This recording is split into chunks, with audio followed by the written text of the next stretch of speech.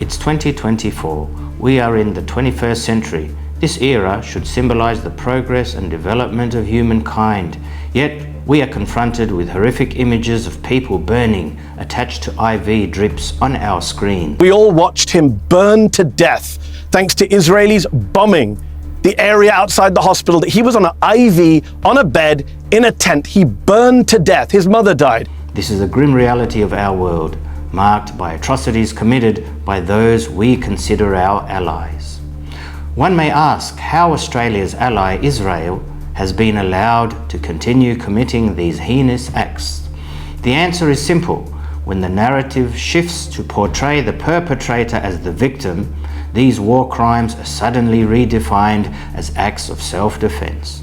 I reaffirm my strong support for Israel's right to defend itself. Israel, of course, has a right to defend itself. We're clear that Israel has the right to defend itself. Israel has a right to defend itself. We stand with Israel and we recognize her right to self-defense.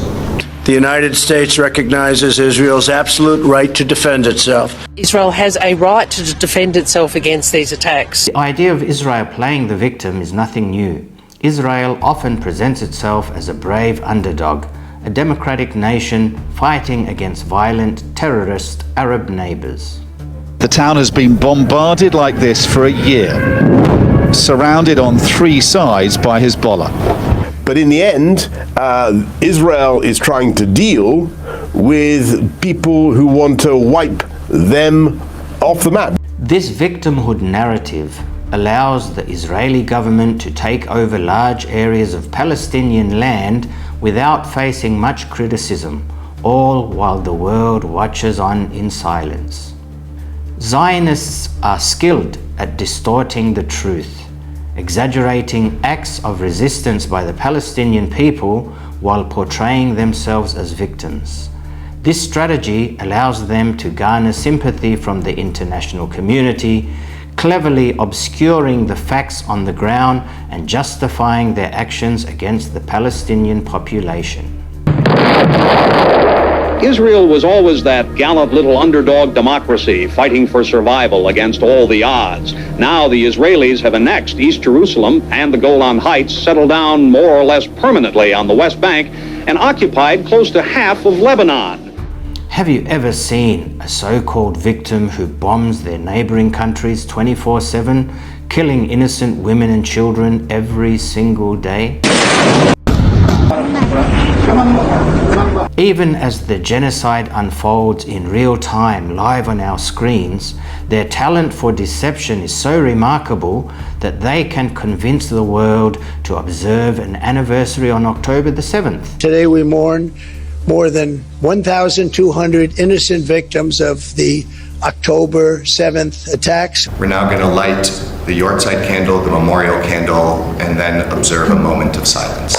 Since the atrocities of October 7, Jewish Australians have felt the cold shadows of anti-Semitism. It's striking that there is no worldwide anniversary or commemoration for the countless lives lost when America invaded Iraq. Fellow citizens, at this hour, American and coalition forces are in the early stages of military operations to disarm Iraq, to free its people, and to defend the world from grave danger. They lied. Okay. They said there were weapons of mass destruction. There were none, and they knew there were none. Or Afghanistan, or the Christchurch mass shooting.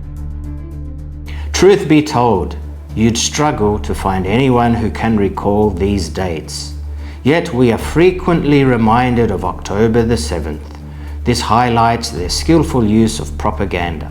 In terms of how Israel was going to deal with the question of publicity, they went on the offensive for the first time. All the direct or implicit accusations that the IDF bear any blame whatsoever for this human tragedy in the Shatila camp are entirely baseless and without any foundation. The government of Israel rejects them with a contempt which they deserve. It was perhaps the first time they recognized at the highest levels inside Israel how much they needed to do that if they expected to maintain the kind of understood support in the United States. Israel can do no wrong. Israel is always the victim. Israel is the little David against the big bad Goliath. This way of shaping the narrative is called hasbara, which means explaining. But in reality, it's a propaganda tactic designed to portray a positive image of Israel and protect it from real criticism. A common strategy is to suppress any criticism of Israel as anti-Semitic.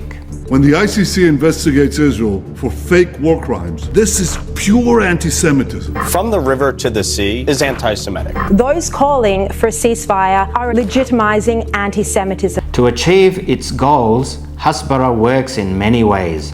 It buys off politicians, sets up programs in academia, funds media and journalists, and influence government agencies.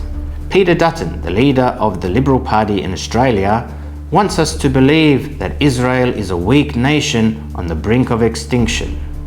Israel is facing an existential threat of extinction. They are being attacked through the proxies of Iran. That's what's happening here. The truth is quite different. Israel is one of the strongest militaries in the world, funded with billions of dollars by the US. The US provides about $3.8 billion in aid to Israel every year. And since World War II, the US has provided more foreign aid to Israel than any other country. A short time ago, the House passed a Republican-led bill to give Israel more than $14 billion in aid. Protests against Israeli war crimes are labeled as hate marches. The slogan calling for the freedom of the Palestinians, from the river to the sea, Palestine will be free, is now being misinterpreted by the mainstream media and world leaders as a call for the destruction of Israel.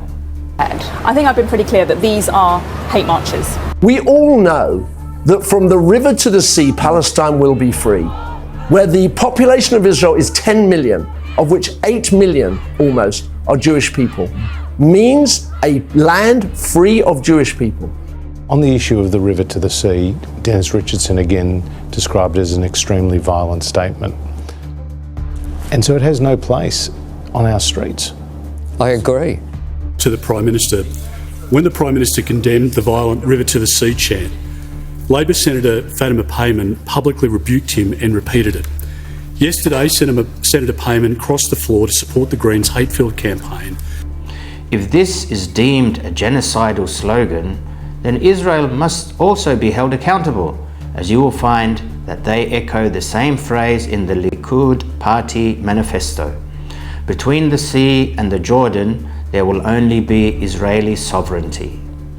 I challenge you, Mr. Dutton, to bring the same charges against Israel, but we know you won't.